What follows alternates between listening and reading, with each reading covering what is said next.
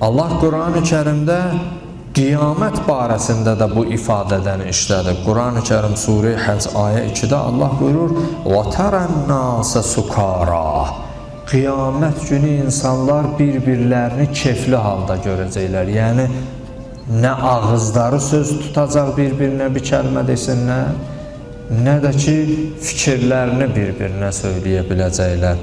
وَمَا هُمْ بِسُكَارَى Allah buyurur, halbuki onlar kefli halda deyirlər. وَلَكِنَّ عَذَابَ اللّٰهِ شَدِيدٌ Allahın əzabı o qədər şiddətlidir ki, bəzən görsən, ağrının möhkəmliyindən insan bütün idarə etməni itirir. Şiddətli bir ağrı olanda, kəskin ağrı olanda insan nə elədiyini itirir.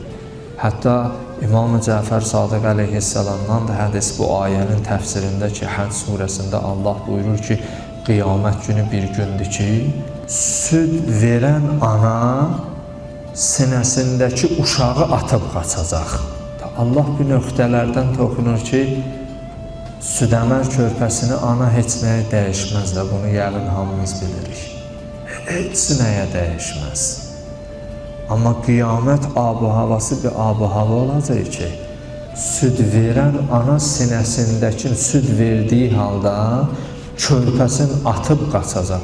İndi səhnə nə səhnədir, bir özün təsəvvür elə. Bir düşün, gör, bu səhnə nə səhnədir. Hətta İmam-ı Cəfər Sadiq əleyhissalam bu ayənin təfsirində buyurur ki, ana ilə oğul qarşılaşacaq, ana oğlunu tanıyacaq. Oğlum, savabından mənə biraz ver, mən bütün analıq haqqımı sənə halal edirəm deyə söyləyəcək.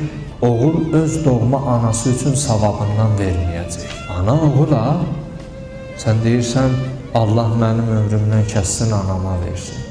Qalan ömrümüzü, gözümüzü qırpmadan anamıza bağışlamağa razıyıq. Amma İmam-ı Cəfər Sadiq əleyhissalam buyurur, ana ilə oğul qarşılaşacaq. Təsəvvür elə səhnə nəsə, bəzən təsəvvürümüzün fövqündə dayanır.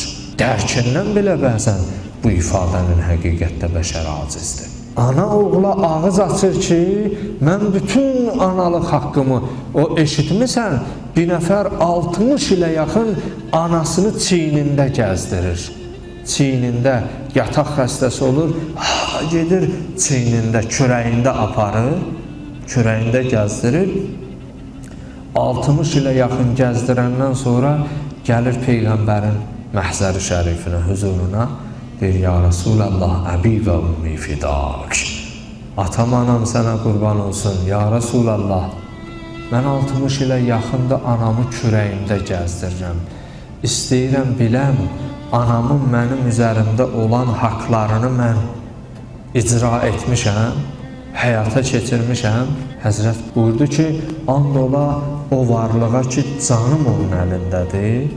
Sən 60 ilə yaxındır ki, ananı kürəyində daşıyırsan, gəzdirirsən, bir gecə oyaq qalıb sənə nəvaziş göstərməsinin haqqını belə ödəməmsən hələ. Peyğəmbər ananın haqqında bu cür söylüyor, amma qiyamətdə qarşılaşırlar, oğul anaya savabından vermir. Səhnə çox çətin bir səhnədir həqiqətdə. Allah buyurur, وَتَرَى النَّاسَ سُكَارَى وَأَنْتُمْ وَمَا هُمْ بِسُكَارَى İnsanlar hamısı məst halında görünəcəklər.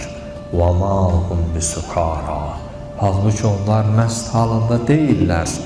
وَلَكِنَّ عَذَابَ اللّٰهِ شَدِيدٌ Allahın əzabının şiddətliyindən onlar o halda görünərlər.